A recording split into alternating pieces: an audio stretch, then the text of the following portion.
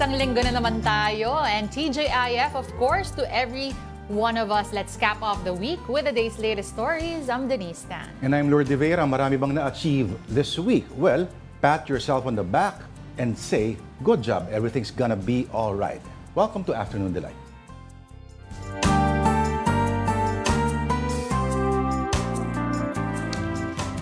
All right talaga because it is a Friday again, October 11. At kamusta po ang naging inyong buong linggo? We do hope na maganda at GV kayo up until the end of the week. Kami naman, we're choosing... Well, we're choosing what? No, I'm saying lang we're choosing to end the week on a very sweet note. Matamis. Matamis. At with the help, of course, of our chosen delight of the day, ang... Silvanas. Silvanas. Gusto mo bang kumuha ng Silvanas? Gusto kong kunin yung buong lalagyan ng Silvanas. Ilaliwan natin ito kay Denise Tan. Okay, so ang Silvanas basically, ito yung brand na galing Dumaguete. No? Very sikat na sikat ito. At of course, ang Silvanas, ito yung cookie version ng Sans Rival. Yes. At may kasoy supposedly sa loob. At may buttercream. Usual, pareho lang. Eggs, flour, cream, sugar. At iba-ibang variations. Pero sinasabi nila, ito rin kinopia sa isang French na style ng pastry. Which is what? It starts with the letter D. No? I don't know how to pronounce it. Okay. Dahua. Ewan ko. No? Okay, basta pero yun. Kinopia yan. At ngayon, paboritong panghimaga sa limbawa ng mga lasing at kumakain mga lasing ng talaga. Burger machine. Oo. Actually, yun ang in-expect ko nung nadinig kong yan ang ating delight of the day. Antayin mo na lang next week. Akin na lang to. Grabe siya. Oo. Ayan. So, ang balita natin, medyo action-packed ang magiging ang newsrooms nitong araw na to dahil napakaraming nangyayari. Lalong-lalo na dyan sa House Quad Committee hearing. Dahil may pasabog po na ginawa ang isa po sa mga kontrobersyal na pangalan. Kung naalala niyo at start ng Duterte administration, yung drug war. Itong si Kerwin Espinosa ay nag-a-allege ngayon na siya raw ay pinilit ni now Senator, of course, ex-PNP Chief Bato de la Rosa na mag-testify laban kay Peter Lim, yung supposed drug lord, at ex-Senator Leila de Lima. At i-link si Leila de Lima sa drug issues. In-address niya pa, no? Si Leila de Lima kanina. Nagsosorry siya. Nagsosorry siya. Although noong 2022 naman, nag-retract na siya ng kanyang statement. Ito yung first time na sinasabi niya ito. I mean, verbally and in public at sa hearing pa talaga. Kaya madami talaga yung mga pasabog na aabangan natin. And of course, we will be talking to one of our reporters to confirm and of course, get more details about that. Okay. Ready na ba si Camille Samonte, ang ating reporter, na nandiyan ngayon sa House of Representatives sa Quezon City? Sa Batasan, Pambansa, wala pa. Okay, anyway. Ayun na nga. Madami kasi iba-iba yung revelasyon, may confirmation, tapos may bali-balita tayo na may mga nakakatanggap na rin na mga kung ano-anong sulat, kung ano-anong imbitasyon. Ay, oo. Diba? Sinong key personalities ito? Abangan natin yan mamaya. Correct. Anyway, shall we go to our stories that they're talking about on social media now? Okay, ito na. Umpisa natin ang balitaan sa House of Representatives as resumes its probe into Pogo and drug-related activities and crimes. No? Let's bring in News 5's correspondent Camille Samonte. Okay, Camille, malaking pasabog dyan sa Quad Committee hearing. Okay, itong si Kerwin Espinosa ay sinasabi for the first time na si Bato de la Rosa daw ang pumwersa sa kanya na mag-link kay Leila de Lima, among many other things. Ano bang balita pa dyan? Yes, Lord Denise, mismong si dating Police Chief at ngayon Senator Ronald Bato de la Rosa umano ang nag-utos kaya self-confessed drug lord na si Kerwin Espinosa na idawi si dating Senador Leila de Lima sa illegal na droga. Sa pagdinig ng House Quad Committee, sinabi ni Espinosa na ibinigay ang utos na yan pagkabalik niya sa bansa matapos maaresto dahil sa pagkakadawit sa kaso. Bago yan, matatandaan na napatay ang kanyang amang si Albuera Leyte Mayor Rolando Espinosa sa loob mismo ng kulungan. Inaresto naman ang nakatatandang Espinosa dahil sa illegal drug possession noong 2016. Kwento ni Espinosa, pinressure at binantaan daw siya ni Senator De La Rosa na idiin si De Lima at iba pang personalidad sa illegal drug trade para sa kanyang kaligtasan at pamilya. Bukod kay De Lima, idinawit din noong Espinosa ang negosyanteng si Peter Lim. Kanina, nanindigan si Espinosa na gawa-gawa niya lang ang naging mga testimonya niya sa pagdinig ng Kongreso noon. Sinunod daw ni Espinosa ang utos ni De La Rosa dahil sa sobrang takot matapos ang nangyari sa kanyang ama. Lord Denise, naging emosyonal din itong si Espinosa nang alalahanin yung mga panahon na hindi siya pinayagan ng mga pulis na makita sa huling sandali ang kanyang ama bago ito ilibing. Lord Denise? Okay, pakwento sa amin, Camille, doon sa hearing, ano ba yung parang naging setup para aminin ito or i-reveal ito ni Kerwin? Ano ba yung pinag-uusapan dyan muna sa hearing before that bombshell?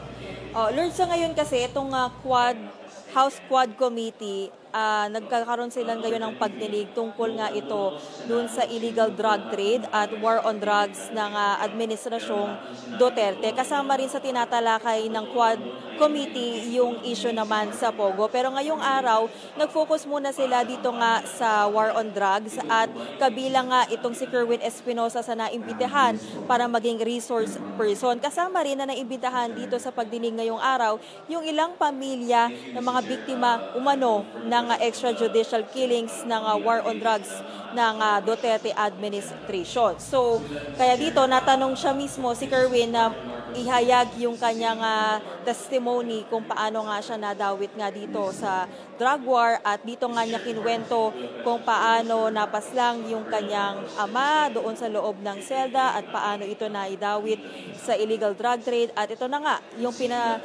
isiniwalat niya na mismo umano si Senator De La Rosa ang nag-utos sa kanya na idawit ang mga ibang personalidad sa illegal drug trade. Camille, kanina nabanggit natin na itong witness si Kerwin Espinosa addressed former Senator Leila De Lima. Ano nga ba yung naging mensahe niya? Alam mo, Denise, humingi siya mismo ng paumanhin kaya dating Senador De Lima at sinabi ni Espinosa na handa raw siya na harapin kung ano man ang magiging desisyon ni De Lima dito sa kanyang mga pahayag. Pero matatandaan na nag-recant naman na before pa itong si Kerwin ng kanyang mga testimony. Kaya nga rin ngayon, diba, na-dismiss na rin eventually yung kaso na isinampa laban kay De Lima. At meron din siyang mensahe na ibinigay kay Senador De La Rosa at sinabi ni Espinosa na sana raw ay magbago na ang senador at wag na raw gumawa ng mga kwento o senaryo dahil sa politika. Oo.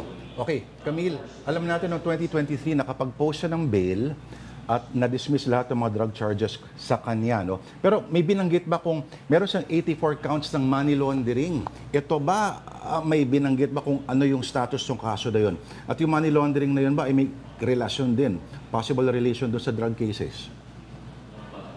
Lord, kaugnay dyan sa money laundering case na isinampa kay Kerwin, hindi pa sila dumarating dyan. No? Ngayon, as we speak, tinatalakay pa yung mga drug cases na isinampa kay Kerwin na eventually ay na-dismiss na. So, yan parang yung dinidiscuss at the moment. Ihabol ko lang, no? Camille, meron bang nasabi yung mga kongresista tungkol sa, hanggang ngayon, nawawala pa rin itong si Attorney Harry Roque, and kumpirmado ba na meron na daw detention order dun sa kanyang may bahay na si Miss Myla Roque? At contempt. Yes, Denise, si Attorney Harry Roque naman ay isa siya sa resource person doon naman sa Pogo issue na dinidinig nga rin ng House Quad Committee at totoo nga, pinaaresto na ng komite si Myla Roque na asawa nga ni dating presidential spokesperson Harry Roque dahil nga sa kanyang contempt order at 3 beses na hindi pagdalo sa pagdinig. Sa ngayon, wala pa ring impormasyon ang komite kung nasaan na nga ba yung lokasyon ng mag-asawa. Alright. Sige, bago magpaalam si Camille, dapat lang natin masabi na si Kerwin Espinosa ay tatakbo sa Albuera, Leyte, sa susunod na halalan. Maraming salamat sa iyo, Camille Samonte, ang ating News 5 correspondent na nandyan ngayon sa House of Representatives na may hearing ng Quad Committee. Thank you, Camille. At this point, tignan naman natin ang ilang storyang pinag-uusapan sa social media. On the Associated Press, cleanup efforts continue as Hurricane Milton leaves Florida. Authorities are now saying Milton was not as destructive as expected. So yung hilin pa rin ang mas malupit, ano? Pero totoo ba yan? Or dina-downplay lang ba para kasi maging masamang reflection yan sa gobyerno considering it's almost election season. No? Pero may marami bang mga ano? So far, ano ba yung casualty? Ito kasi... pero FEMA nga nagsasabi niyan. Ano? Oo. Sabi nila, we did not have the extreme impacts of the worst case scenario that we prepared for. But there's still so many people that have been impacted by itong si Milton. Oo. Ito naman, all warnings related to Milton have been discontinued. So parang ano yan, binaba na yung mga alert levels kumbaga sa atin. So, well, not as destructive as feared. Pero, again, magandang balita naman yung kahit papano kung tutuusin mo, no? I mean, it really depends on how you look at it. Pero kahapon, ibinalita rin natin no, na establishments, houses, at kung ano-ano pang mga businesses ang walang kuryente. No? So, alam mo ba yung isang, well, merong insane development related to this. Some Republican lawmakers, especially si Marjorie Taylor Greene, ano, ay pinagkakalat yung kanyang teorya, chismis, na nakokontrol daw ng gobyerno itong mga hurricanes.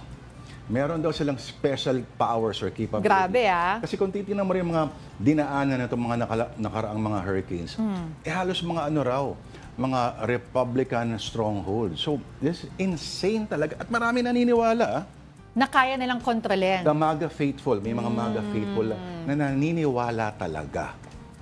At kaya kontrolin daw. Iba rin talaga ang faith. Ito, iba talaga itong si Marjorie Taylor Greene kasi before that, Jewish space lasers naman daw, meron daw. Itong mga Hudyo may kakayahan. I-control yung mga space lasers na maaring mag-eliminate sa mga kalaban nila sa bahagi ng planeta anytime soon. Ay nako. Iba to, Marjorie Taylor Greene. Ay nako, wag ka nang mapaay nako. We have a much lighter, or moving on rather, to a much lighter note, a story from CNN.com. Han Kang wins Nobel Prize in Literature for intense poetic prose confronting human fragility. Matindi yan. Alam mo, kakabasa ka lang ng short story nito si Han Kang. Who started out really as a poet. Ano? Pero napunta siya sa fiction.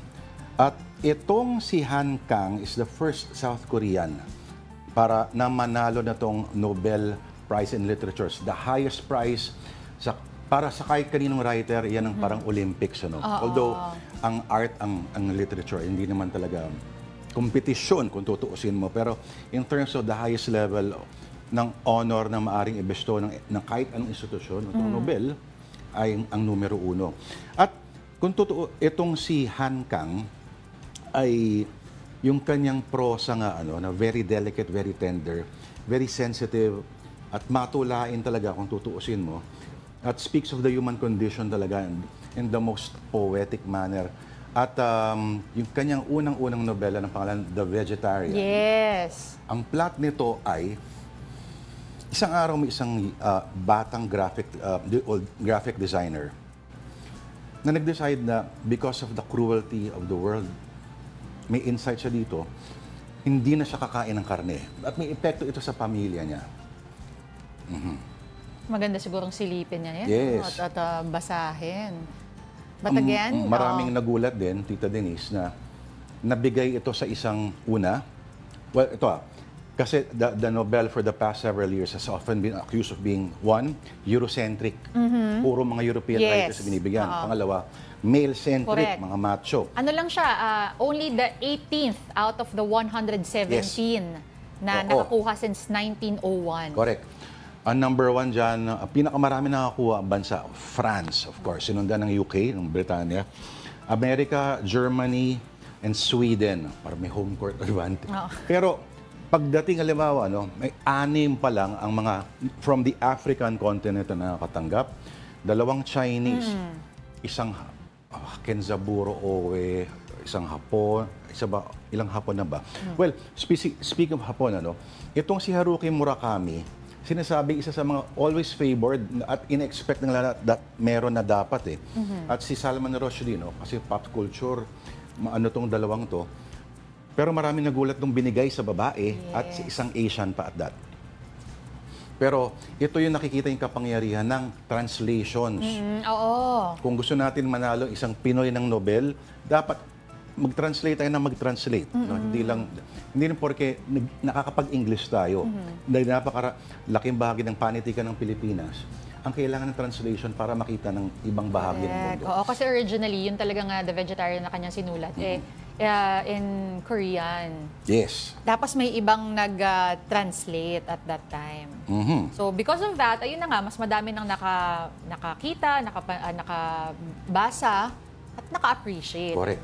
Dahil Laking nga bagay. dyan. We need more translators. Yes. At in fact, marami tayong institusyon sa Pilipinas, like the NCCA, na nag-o-offer sila ng grants. At meron din talagang prizes for translation. Sa totoo lang. Kailangan natin yan. Ito naman. Ito, wala nang kailangan i-translate dahil kitang-kita to sa picture mismo on the Philippine Star via Life. The headline reads, "This Filipino priest is an avid fan of action video game series Diablo." Iba pala yung sinasabi ko, but here's why. Diablo pa talaga. Oo. Ay, si Father parang means business. Kahapon, may report tayo, di ba? Yung lola na mahilig sa ML. Oo. Ito naman si Father Antonio Zabala ay mahilig sa... May Diablo pa ba hanggang ngayon? Hindi ko nga alam na ano pala yung game na yan. May Diablo 4. Oo.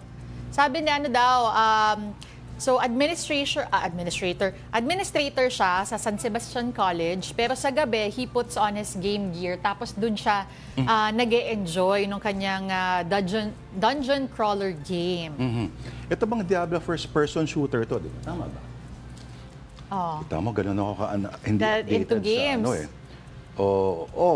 At sa tingin mo, Diablo resonates in my being a religious priest. I help people in their struggles in the same manner Diablo characters help people in the game, all in the name of doing good. Correct. Well, dito natin makikita na nag-evolve rin talaga kahit ang simbahan.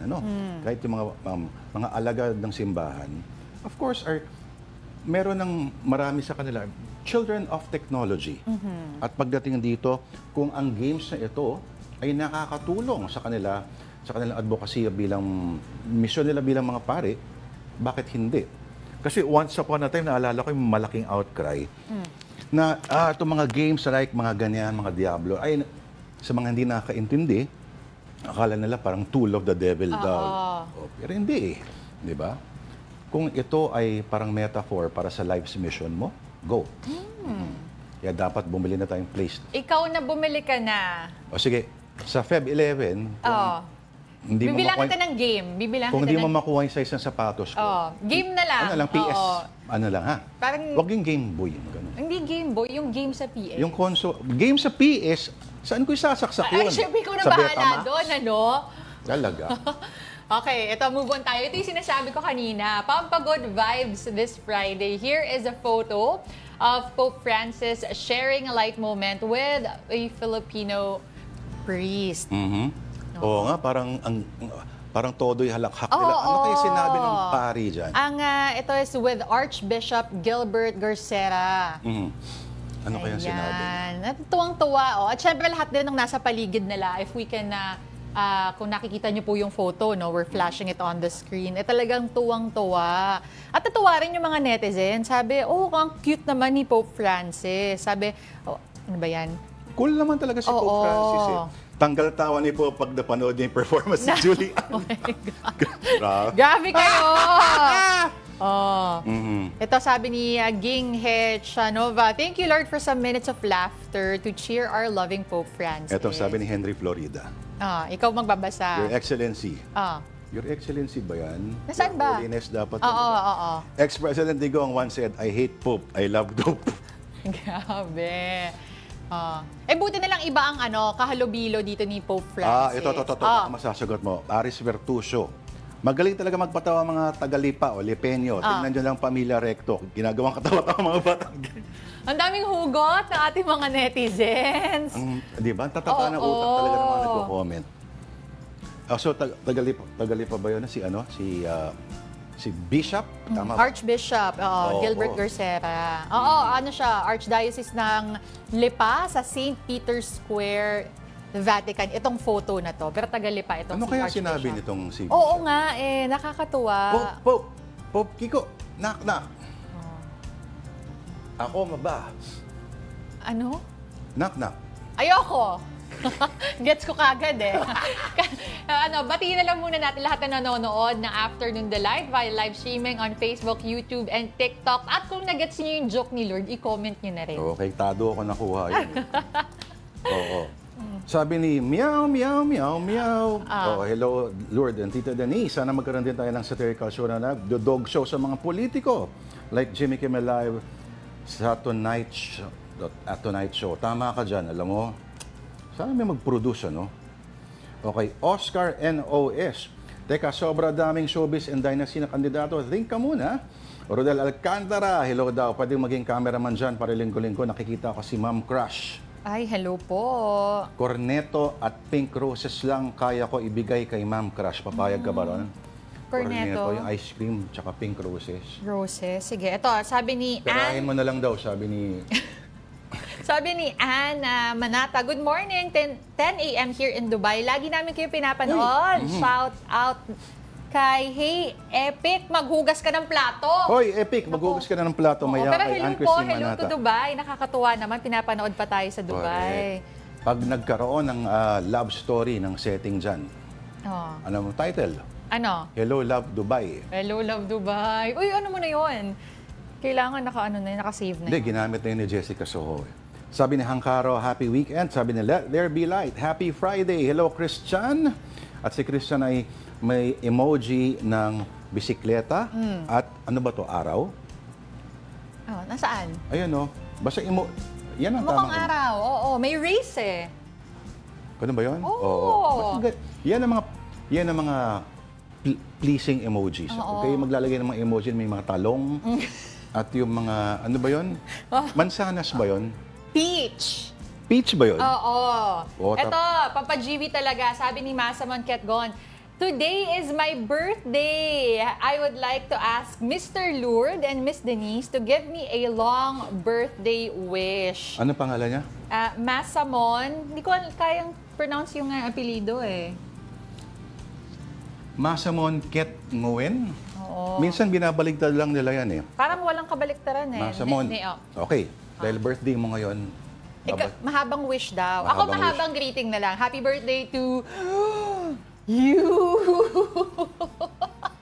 Baka yan yung joke sa sarili baka yan yung joke ng Bishop na Tagalipa kay Pope Francis.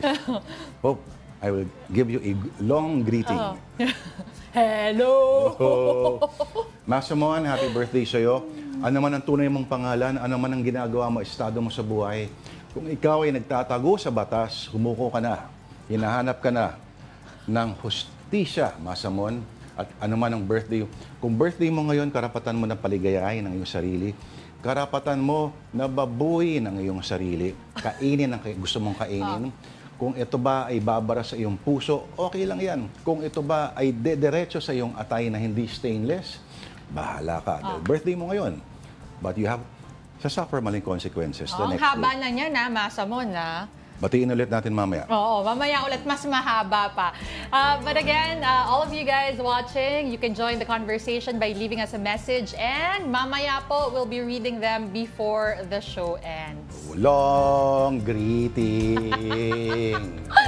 Okay, dumako naman tayo sa showbiz. Lovey Po is starring Nadali ako dun sa mahabang reading. In a new film called Guilty Pleasure. Yes. Wow, with leading men. Jameson Blake and J.M. De Guzman. And for Miss Universe Philippines 2022, Celeste Cortesi, everything's Bakit gano'n naman pagkakapronounce mo ng dapat Miss Universe? Diba? Isa pa. Atras. Okay, And atras pa. For Miss Universe Philippines 2022, Celeste Cortesi, ang taas, everything is looking up! Detalye ng mga storyang yan. Mula kay News 5 correspondent, MJ Marfori. Mapusok agad ang grand entrance ni Supreme Actress Lovie Poe at cast ng sexiest film ng taon na Guilty Pleasure. Bida at producer ng pelikula si Lovie. Leading men niya rito, sina J.M. De Guzman at Jameson Blake na after pa Jack Princess ay in his sexy era na raw. Papunta na. I mean, I'm already in that stage kasi in my career na I wanna take things further. Si Lovie naman na kinasal lang just last year. Hindi raw aatrasan ang mga mapupusok na eksena sa ganitong klaseng pelikula. Statement niya rin ito sa mga kababaihan. Just because women go to the next stage sa kanilang buhay doesn't mean that you have to have certain changes, you know. You can still be yourself, you can still be you, and that's one thing that I want to tell everyone. Kahit madaming mapupusok na eksena sa Guilty Pleasure, may mas mahalagang mensahe raw ang pelikula na tinatalakay. Yan ay ang boundaries. It's not about the sexy side, it's the storytelling talaga. I think that's why I think it was a go because kailangan siya mapag-usapan.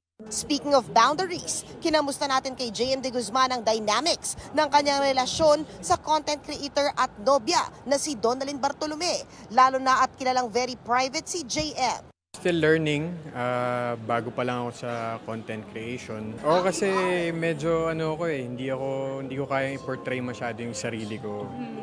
Okay ako mag-portray ng ibang characters, pero pagka sarili ko na yan, parang medyo shy ako.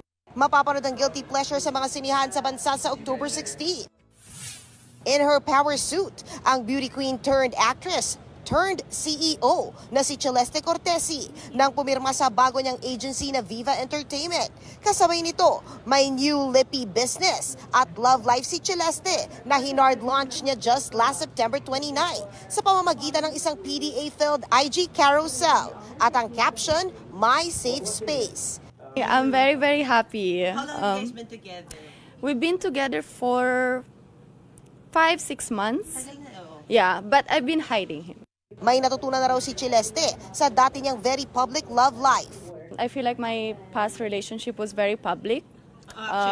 Many people had a lot of opinions and I feel like I really wanted to protect this relationship. At dahil Miss Universe season is just around the corner, may payo siya para kay Miss Universe Philippines Chelsea Manalo na lalaban na sa Mexico soon. I think she has a good chance to even win Miss Universe. My only suggestion, just follow what you want to do, how you want to represent yourself on stage. You're not just representing the Philippines, you're also representing yourself, Okay, time out muna. Marami pa kayong kwento sa inyo. Magbabalik po ang Afternoon Delight.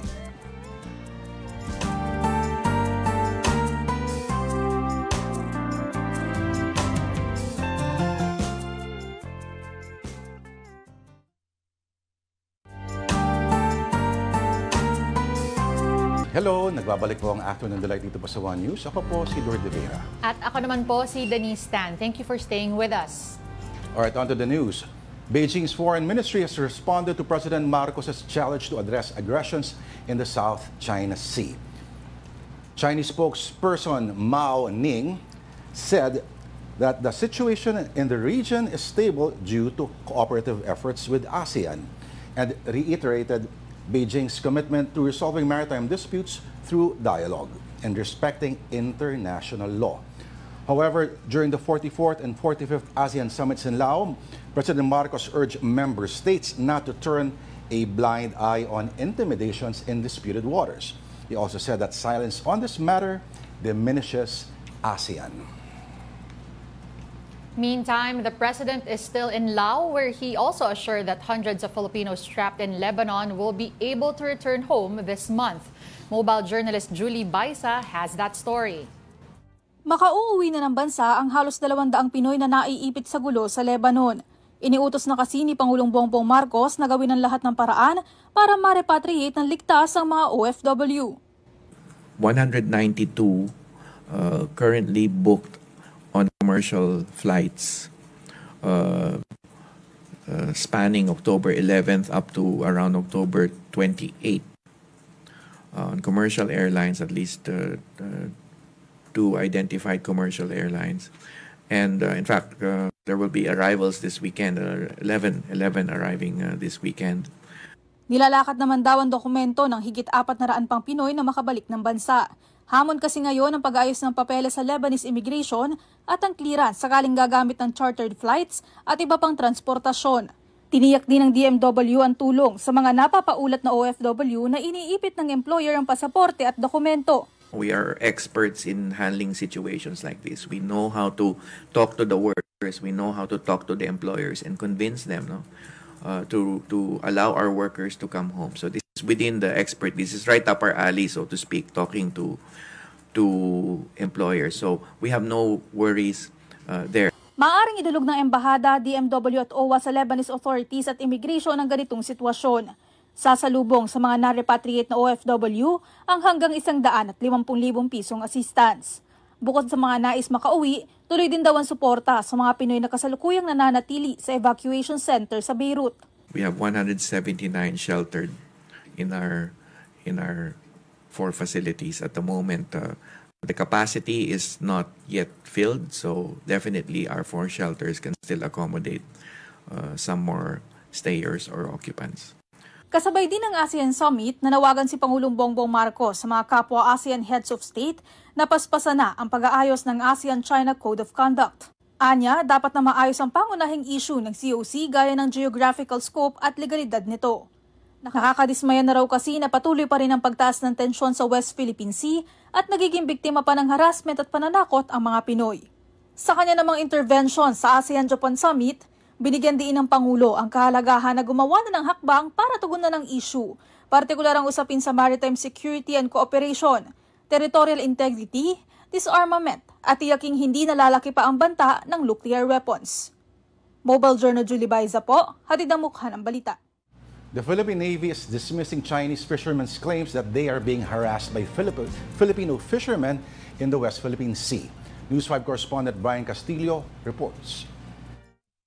In a report on CGTN, a Chinese government-run news channel, Chinese fishermen claimed that they were harassed by Filipino fishermen in Scarborough Shoal, or what China refers to as Wangyan Island. One Chinese fisherman also claimed that Filipinos use poison to catch fish in the shoal, and that this method has led to dwindling fish populations in the area. 都在插的没有好的，他们以前的打鱼啊，很多鱼都来的这个虎口这里毒鱼啊，放毒的、投毒的，是这样的。菲律宾人吗？是菲律宾人了吗？ Another interviewed Chinese fisherman claimed that Filipinos use electric fishing nets. This type of fishing kills everything the net touches. 因为他过来了，都是那些用那些电网啊，毒害那些鱼啊，和以前差很多了。他搞到那个生态啊，这鱼的生态变化很大。The report also insists that it is the Philippines and not China that instigates or provokes maritime incidents in the West Philippine Sea. 我们出海每个航次，他们基本上都会过来一些侵扰啊。For the most part, the Philippine Navy dismissed the report, saying it's all part of deceptive messaging to portray Filipinos as violators of international law. The Navy went on to say that all actions by the Philippines in the West Philippine Sea are always within the bounds of domestic and international law, unlike China, which continues to shadow, harass and ram, and water cannon Philippine ships inside the Philippine Exclusive Economic Zone. Fishers Group Pamalakaya also angrily rejected the CGTN report. Walang batayan at naglulubid ng kasinungalingan. Walang kapasidad ang mga mahingisdang Pilipino na gawin ng mga Chinese fishermen yung paratang nila. Lang konklusyon ko dito sa pahayag ng isang opisyal ng Chinese Coast Guard ay para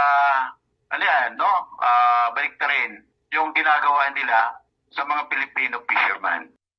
To date, Chinese vessels continue to swarm various features within the Philippines EEZ. In Pag-asa Island, 22 Chinese Coast Guard and maritime militia vessels were spotted anchored near the island, against one Philippine ship. A number of Chinese vessels have also been spotted anchored at Sabina Shoal. For News 5, Brian Castillo, we are One News. Now here's a quick rundown of more stories on One News. Alleged Lucky South 99 big boss Liu Dong has been arrested by authorities in Binyan, Laguna last night. He was arrested along with 12 Chinese nationals and 9 drivers and personal assistants. For his part, Liu Dong denied the accusations and insisted authorities got the wrong person. A big-time oil price hike is in the offing next week. The Energy Department sees diesel prices increasing by up to 2 pesos and 65 centavos per liter. Other fuel products are likewise projected to become more expensive, gasoline by 2 pesos and 30 centavos and kerosene by 2 pesos and 55 centavos. The DOE attributes the potential hike to the Middle East conflict and disruptions caused by Hurricane Milton in the U.S. Meantime, Meralco is reducing electricity rates in October by 35 centavos per kilowatt hour. This means families consuming 200 kilowatt hours monthly will save 72 pesos on their bills. And classes and government work are suspended in Pasay and Manila on October 14 and 15. This is for the Asia-Pacific Ministerial Conference on Disaster Risk Reduction. Government agencies involved in the delivery of basic goods and services will continue operations. At this point, we bring you to the House Quad Committee hearing on POGOs, EJKs, and illegal drugs, which is now happening as we speak. Let's listen in for a bit. Wala kayo nalalaman. Familiar po ba kayo sa mga search warrants? Yes po. We have applied several search warrants already, sir. Ang search warrant po ay mahalaga sa due process ng isang tao dahil sinisiguro nito na limited lang ang search na nakalagay sa warrant ay walang abusong magaganap sa mga tao o subject, di po ba? Tama po, sir. Naniniwala po ba kayo na kailangan ng search warrant para sa isang nasa loob ng kulungan na kahit wala naman talaga silang tinatawag na expectation of privacy? If there is a compelling reason as we justified to the judge so that the search warrant will be approved, yun po ang ginawa namin, sir. Hindi po ba meron namang regular inspection na ginagawa sa loob ng kulungan as a matter of procedure para i-check ang mga gamit na nakakulong kung may mga illegal na bagay silang ginagawa sa loob ng kulungan? Normal po yun sa isang jail facility. Trabaho po nila yun, sir. So bakit kayo kailangan na mag-serve ng search warrant kung meron naman pala ganon? Because we have a reason to believe that already the jail guards, some of the jail guards were already involved. So meron mga reports sa inyo na yung jail guards ay involved sa illegal na gawain? Yes, sir. I have no further question, Mr. Chair. Thank you, Mr. Chair. Okay, thank you, Congressman Kong Hun. Next to interpellate is Congressman Dan Fernandez. You have 2 minutes. I'm sorry, 10 minutes. 10 minutes. Maigli na naman ako magtanong, Mr. Chairman. Actually, wala naman akong itatanong masyado. But of course, may mga worries lang ako sa mga testimony ni Kerwin Espinosa. Considering that he testified in the Senate and now he's testifying in the House of Representatives. And then basically, Kerwin, you are testifying now under oath that yung mga sinabi mo sa Senado, some of those were not true because you were under duress. Am I correct? Yes po, Mr. Chair. And including on those testimonies, if I'm not mistaken, a while ago, I was able to find out kay Colonel Marcos that in the Senate, you mentioned 3 million and here you mentioned 4 million. Is that correct? Ang sinabi ko sa Senate, 4 million. Hindi 3 million? Hindi. So, Hindi po, Mr. Colonel Chair. Marcos is lying. Wait, Colonel Marcos is lying. Opo. So, Colonel Marcos, you are under oath. You are lying under oath in here. Yes, sir. I have a record here on the Senate proceedings. Nakasave po sa cellphone ko. Ang sinabi niya, 3 million. Dalawang 1.5 million. Hindi po ako nagsisinungaling, Mr. Chair. Will you confirm that, Kerwin? Basta ang sinabi ko sa Senado, 4 million. Can you kindly submit that to us? Para at least test the credibility Nandito of all po, those. What we wanted to find out in here is that we want to test the credibility of all the resource persons that we are inviting. We are not telling you, Kerwin, that the totality of your affidavit is wrong right now in here. But we wanted to find out the veracity of all those statements that you have mentioned. Because the credibility of this Quadcom is at stake in here. And that's the reason why we wanted to know yung validity na lahat ng sinasabi mo. Considering also that you have filed your certificate of candidacy to run for the mayor of Albuera. Di ba?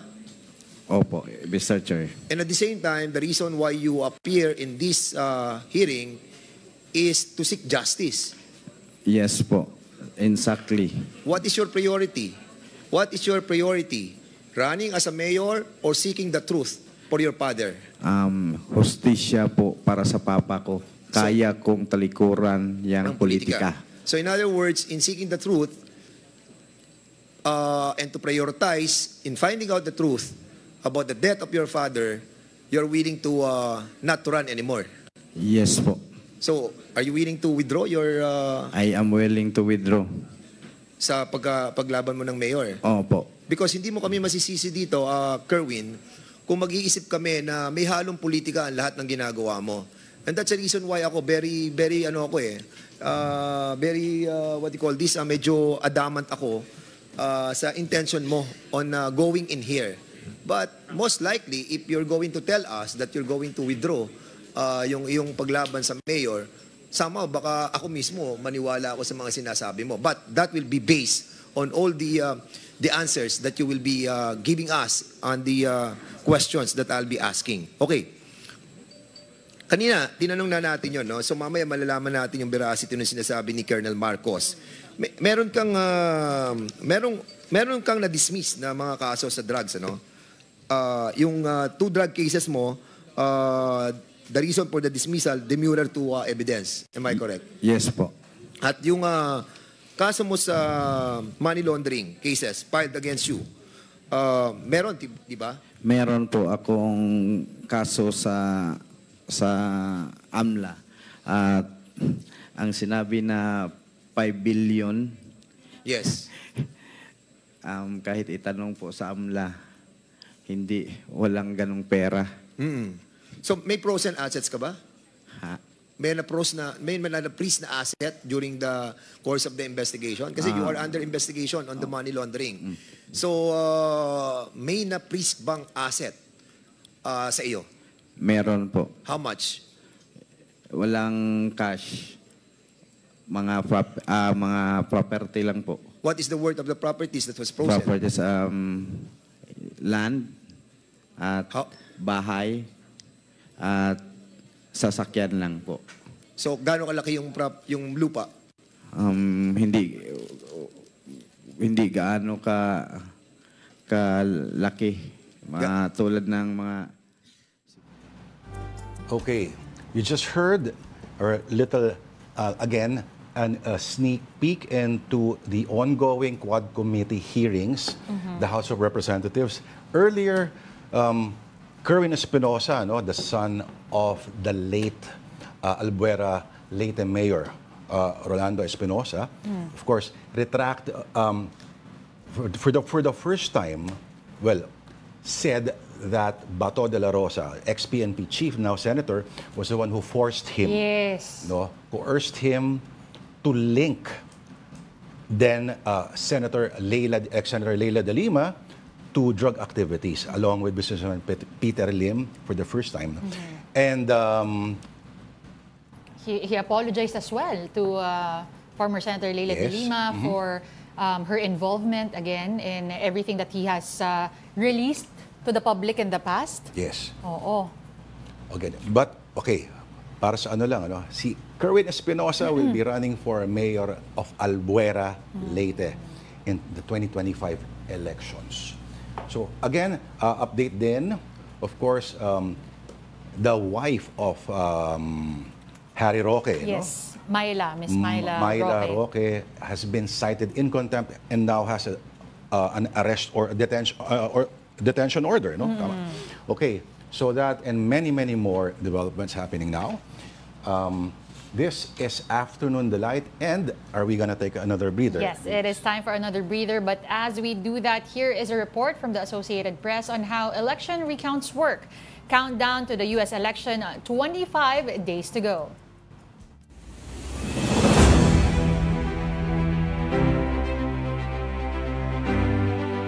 There will be races this year that are so close that election officials will have to recount the votes to make sure they have the correct outcome. But don't count on a recount to change the winner. It rarely happens. Since 2000, our most famous recount, in the 2000 presidential election in Florida, there have been 36 statewide elections that went to recount in general elections. Only 3 of them changed the outcome, and all 3 of those races were decided by hundreds of votes, not thousands. In fact, the biggest shift in the margin between 2 candidates in a statewide recount was just 0.11 percentage point. There are several kinds of recounts that can happen in an election. There are what we call automatic recounts, where state law require a recount. Basically, if the margin is within a certain range. The most common range is 1/2 of 1 percentage point, or 0.5 percentage points. Many states will have an automatic recount if it's that close. Other states, though, will have laws that say that won't have any automatic recounts, but candidates can request them. And often, the candidate has to pay for them if they request a recount. The laws are different in every state. We have a wide tapestry of laws and regulations that govern elections in this country. In 2020, there was a recount in Georgia where Joe Biden beat Donald Trump by just a little more than 10,000 votes. The recount didn't come close to changing the election outcome.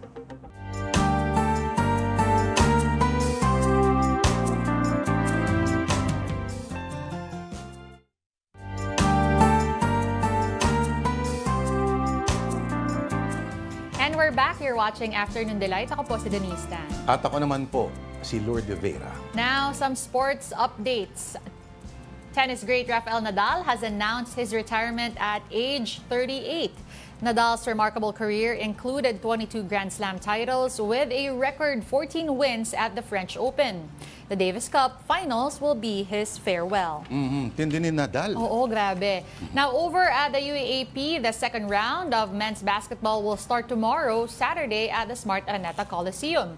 At 4 p.m., the Adamson Soaring Falcons will face the FEU Fighting Tamaraws.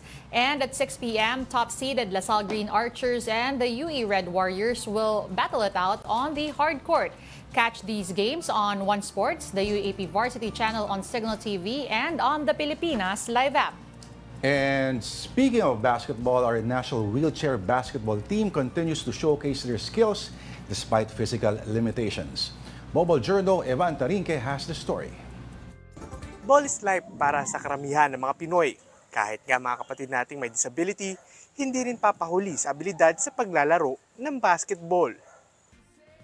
Naka-wheelchair man, hustle play pa rin ang pinapakita ng mga lalaking ito sa loob ng basketball court. Sila ang miyembro ng ating national team for wheelchair basketball. Noong 2023 ASEAN Para Games nga, nakapag-uwi sila ng silver medal sa sport na ito. Hindi lang siya yung for fun and rehabilitation. It is also very competitive. It's a Paralympic sport na rin talaga. 1950s noong unang umusbong ang wheelchair basketball bilang rehabilitation ng mga sundalong na disgrasya sa gera. Pero ngayon, isa ng legitimate at competitive sport ito at may mga tournaments internationally. Ang rules halos pareho lang ng traditional basketball, pero syempre may kaunting adjustments tulad ng traveling o double dribble. Mayroon din ginagawang scouting of players para mapasama sa pambansang pool. Pero pag mahaba reach mo lang, nalamang ka. Since walang leaping ability sila, hindi sila makakatalon para ma-offset yung reach, yung advantage. Ang Ang epekto ng sport na ito, ang pagbibigay ng pag-asa sa ating mga kapatid na PWD dahil sa kabila ng kanilang disability na kaya pa rin nilang mag-excel sa isang sport. Nakakataas ng moral, nakaka-encourage ng iba pa, nakakaganda ng pakiramdam, and nakaka-uplift ng spirit. Yes, wheelchair basketball gave them a new lease in life. Sabi nga, ang tunay na lakas ay hindi lang nasusukat sa kakayanan ng katawan, kundi sa puso at dedikasyon mo sa laro. Patunay lang na kahit may limitasyon, walang imposible basta may pangarap at determinasyon. Mobile Journal, Ivan Taringki po, hatid ang muka ng balita. Pangarap ba ka mo? Nangangarap din kami na balang araw. Actually, gawin na natin ngayon. Oras ulit para sa Isaw, I Saw the Signs, Sari-Saring Paskil Edition.